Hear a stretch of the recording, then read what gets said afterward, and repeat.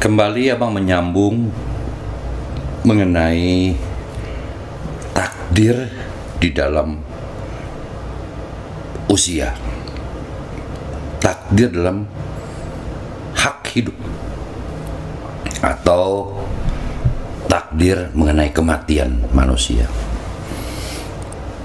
Bahwasanya jelas kematian itu telah Tuhan tentukan ketika kita masih dalam perut ibu. Ketika Tuhan tiupkan ruh di dalam perut ibu kita, yang kita masih berusia 3 bulan 10 hari, atau tepatnya 99 hari. Pada saat itu Tuhan telah tuliskan, tetapkan berapa lama si ruh itu melekat di tubuh kita, di tubuh sang janin itu. Ketetapan itu luar biasa. Ada ketetapan itu hanya sampai di dalam perut, tidak sampai sempat lahir. Ada yang lahir 1 hari, 2 hari, seminggu, setahun, 10 tahun, atau 100 tahun. Jadi ketentuan kematian ini pun bukan hasil karya manusia. Berarti kematian ini tidak bisa kita dahului dengan bunuh diri. Tidak akan mati orang itu apabila dia belum masa waktunya tiba, atau dengan bahasa lain kontraknya habis. Mau bunuh diri pun tidak akan terjadi, tidak akan bisa. Karena hebatnya dia maka dia bisa menunda kematian, tidak juga bisa. Jadi yang mengatakan hal-hal itu yang bisa merubahkan kematian dengan doa dan segala macam, itu berarti mereka orang-orang yang tidak tahu, orang-orang yang tidak mengerti. Mereka hanya penghayal-penghayal berat. Namun abang melaksanakan ini dengan satu teori dan praktek selama 37 tahun. Kita melihat bahwa contoh yang pernah abang katakan, maksudnya abang ketika ibunya abang meninggal dunia, ketika kita memakamkan di kuburan karet Jakarta Pusat, Aki pun hadir pada hari itu. Di situ pun ada ayahnya abang. Maka ketika selesai kita mengubur, memakamkan ibu, maka Aki berkata kepada ayahnya abang, dia katakan, ya, kalau saya meninggal tidak hari ini, saya meninggal hari Rabu. Itu kurang lebih 8 tahun kemudian. Jadi Aki mengatakan kepada ayahnya abang bahwa beliau akan wafat pada hari Rabu. Kembali 7 tahun sebelumnya Aki menulis surat kepada abang yang pernah abang jelaskan juga. 7 tahun sebelumnya, kalau dihitung, cuman Aki memberikan satu arti kiasan, nanti Bul ketika umurmu sekian tahun, sekian bulan, sekian hari, ada sesuatu perubahan yang luar biasa. Nah, ternyata itu adalah hari kematian Aki. Kita sambung dengan harinya, hari Rabu tepat. Maka ketika Aki meninggal, ayahnya abang mengatakan, ingat kamu Bul bahwa dulu di makam, di kuburan, Aki mengatakan beliau akan meninggal hari Rabu. Ternyata betul meninggal beliau hari Rabu. Maka abang katakan lagi padanya, ya kalau ayah lihat lagi surat beliau pada saya, itu 7 tahun sebelumnya lengkap dengan bulan dan tanggal tahunnya. Hal itu abang perlihatkan pada orang tuanya abang, ayahnya abang itu hanya geleng kepala. Luar biasa. Nah, ini berarti proses kematian, sebab kematian jelas itu adalah kehidupan antara makhluk. Berbagai macam cara, sakitkah dia, kecelakaan dia, banyak hal untuk proses kematian tadi. Tapi waktu kematian telah Tuhan tetapkan.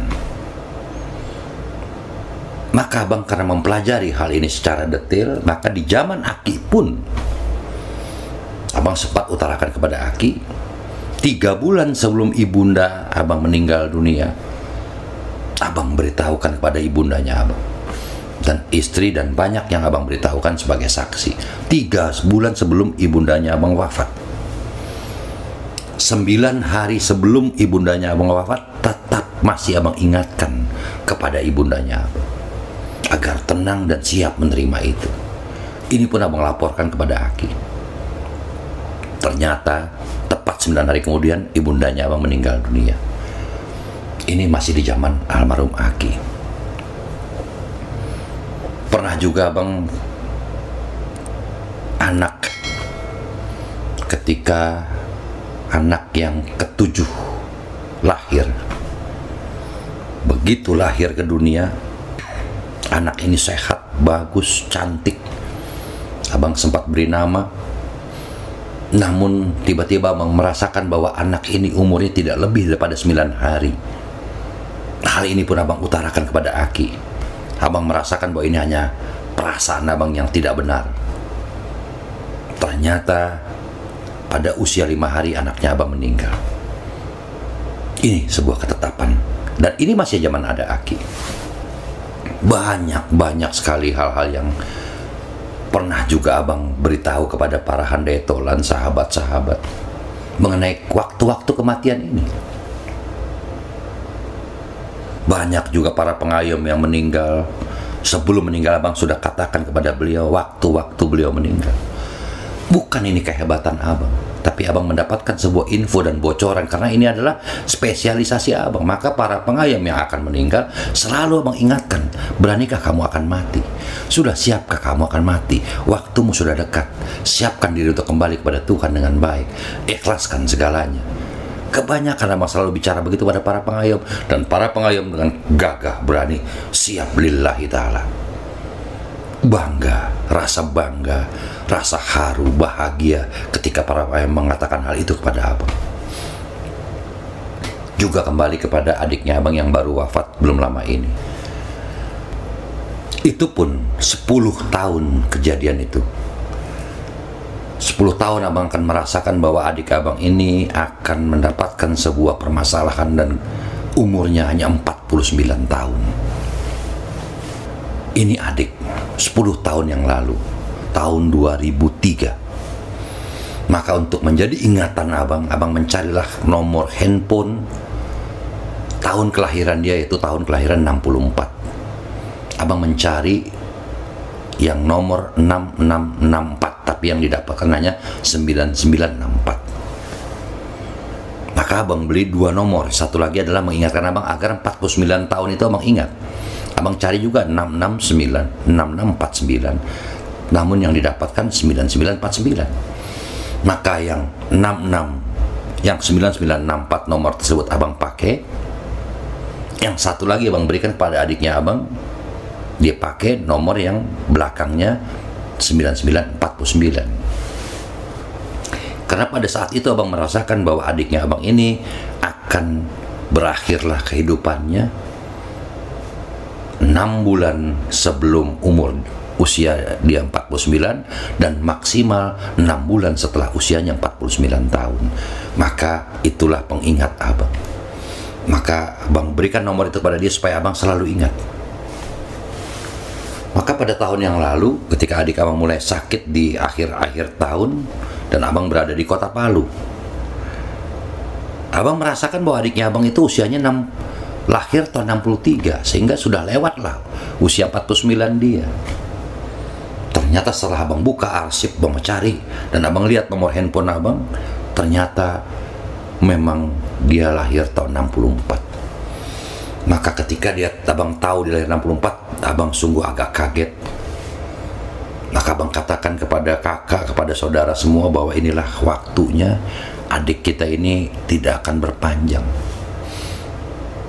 Dia tidak akan bisa melebihi usianya 6 bulan setelah 49 tahun. Nah, keadaan adik abang sudah mulai sakit. Abang katakan kepada adik, kepada istrinya, kepada kakak. Akhirnya 1 bulan sebelum itu abang temui adiknya abang, yaitu Aidil Fitri. Abang panggil dia Aidil. Kamu sebagai adiknya abang, waktumu sudah hampir tiba. Sudah beranikah engkau dengan mati? Apa kata dia? Lillahi ta'ala. Siap kamu? Siap. Maka saya pesan, jangan pernah kamu takut dengan penyakitmu. Hadapi penyakitmu. Jangan pernah kamu dapat siksa dari penyakitmu. Penyakitmu adalah salah satu penebusan. Nikmati penyakitmu itu. Siapkan dirimu kembali kepada Tuhan. 1 bulan sebelum kejadian, maka abang tinggalkan adik abang itu. 1 minggu sebelum adiknya abang wafat, abang kembali ke Jakarta. Abang terus pantau keadaan, karena abang merasakan bahwa 1 minggu ini adiknya abang akan kembali. Tapi di mana H-2, H-1, abang menanyakan semua yang menjaga adik abang dari ketika sakit. Abang tanyakan bagaimana keadaan, bagaimana mentalitas adiknya abang. Ternyata memang almarhum Aidil ini sungguh gagah. Dia siap menghadapi kematiannya. 2 hari sebelumnya pun dia mengatakan dia sudah ada yang mau jemput, dia sudah akan kembali, dan dia ingin cepat kembali pada Tuhan. Dan ini saksinya banyak. Maka ketika sakratul maut datang pun sangat lembut dihadapi. Orang pun tidak ada yang tahu. Maka dia meninggal pada jam 49 menit. Sama seperti nomor handphonenya, 49 di belakangnya. Dan 49 tadi kalau ditambah menjadi 13, maka dia meninggal tanggal 13 bulan 1 2013. Ini kita berbicara mengenai handphone, tanda-tanda luar biasa kehendak Allah itu. Kepulangan adiknya abang itu, abang sangat bahagia, sangat bangga. Dia pulang dengan gagah, dia siap kembali kepada Allahnya. Luar biasa. Nah, inilah sebuah ketetapan Allah. Maka apa yang bisa abang doakan buat adiknya abang? Akankah dipanjangkan umurnya? Karena abang sudah tahu waktunya akan datang. Pantaskah abang meminta panjang umur? Nah, ini pun banyak orang yang abang temui sakit, ya kan? Ya abang temui dan abang beritahukan waktu-waktu kematian dia. Tapi demi Allah itu bukan pengetahuan abang. Hanya si Sang Kuasa Allah memberikan info, memberikan bocoran pada abang agar orang itu bersiap diri dan siap kembali kepada Allah. Alhamdulillah sampai hari ini, dari sekian banyak yang abang bicarakan kepada umat-umat tadi, tidak pernah ada yang meleset. Maka dipastikan tidak ada sebuah penyakit apapun yang membuat orang mati, kecuali kontraknya habis. Sebab kematiannya adalah penyakit. Tapi penyakit tidak mampu mematikan orang, kecuali hak dan hidupnya habis atau kontraknya habis. Jadi kalian tidak perlu takut dengan sakit. Hadapi sakit dengan baik, nikmati sakit itu, karena sakit itu adalah rahmat juga Tuhan. Ada rahmat Tuhan di situ, ada rencana Tuhan di situ buat kalian yang sakit. Jangan pernah takut, hadapi sakit dengan baik. Secara lahiriah obati, berusaha obati dengan baik, jaga jasad kalian dengan baik. Tapi kematian jangan pernah ditakuti. Kalian takut dengan mati, mati itu akan datang. Kalian berani dengan mati, mati itu akan datang. Maka beranilah dengan mati, toh tidak akan mengurangi kematianmu juga. Berani karena apa? Karena kita sadar kita harus mati. Inilah sekilas cerita mengenai kematian. Dari pengalaman yang abang rasakan, abang mencoba ingin merubahkan takdir kematian orang. Abang namanya manusia, ingin berusaha. Mungkin apa yang abang tahu ini keliru, maka abang coba berbuat. Satu saat abang mengetahui, merasakan bahwa si A ini 3 bulan kemudian akan mati yang mengenaskan. Ini adalah seorang kampung, orang Bogor dia. Maka abang ingat sekali itu adalah hari bulan puasa, bulan Ramadan. Maka abang beritahukan kepada saksi abang bahwa orang ini akan mati 3 bulan lagi dalam keadaan mengenaskan. Maka secara manusia abang mencoba berusaha. Abang panggil orang itu, abang tanyakan kehidupan dia dengan baik. Lantas abang katakan begini, bagaimana kalau kamu ikut saya ke Jakarta? Berapa biaya hidupmu 1 bulan sekeluarga saya berikan setiap bulannya supaya kamu bisa menafkahkan keluargamu, kamu kerja sama saya di Jakarta 3 bulan. Tapi dengan syarat kamu tidak boleh keluar tempat saya selama 3 bulan. Dan nafkah untuk keluargamu saya berikan. Kalau keluargamu ingin melihat kamu, silakan keluargamu datang. Atau saya jemput nanti untuk melihat kamu di Kembangan ini. Kalau kamu mau, saya kamu kasih waktu untuk 1 minggu berpikir. Dan ini ongkos, kalau kamu mau, ongkos untuk kamu ke Jakarta, kamu kan sudah tahu. Demikianlah cerita abang pada dia. Maka dia bilang, baik bang, saya akan pertimbangkan dulu, saya akan konsultasi kepada keluarga, baik. Dan abang berikan ongkos untuk dia, dan abang tinggalkanlah dia. Berjalanlah waktu, 1 minggu kemudian tidak pernah datang ke Kembangan. 2 minggu, 3 minggu, tidak datang juga dia. Pada hari itu, ketika abang bicara, abang sudah tetapkan dan sudah abang saksikan, sudah abang katakan kepada saksi mengenai 3 bulan lagi waktu dia. Berlalulah waktu, tiba-tiba abang mendengar kabar ketika dia sedang berburu dengan kawan-kawannya, dia tertembak dan wafatlah dia. Tidak ada yang tahu dia di mana. Karena dia tertembak oleh peluru kawannya sendiri, yang kawan sendiri tidak tahu dia ada di mana. Akhirnya dalam 1 hari mencari, ditemukanlah dia telah wafat tertembak oleh peluru kawannya sendiri. Inilah mengenaskan kematian tadi. Laporlah orang ke abang, dan abang hitung memang 3 bulan kemudian dia wafat. Nah ini abang sudah berusaha untuk mengalihkan matinya supaya tidak mengenaskan. Biarlah dia mati di Kembangan ini dengan baik. Ternyata Tuhan berkehendak lain dan Tuhan tetap dalam ketetapannya. Ini satu contoh. Ada berikutnya, masih di orang Bogor. Seorang anak muda, ketika abang melihat dia, tiba-tiba abang merasakan bahwa anak ini akan mendapat kecelakaan, patah 3 di badan dia. Orang baru abang kenal anak muda ini.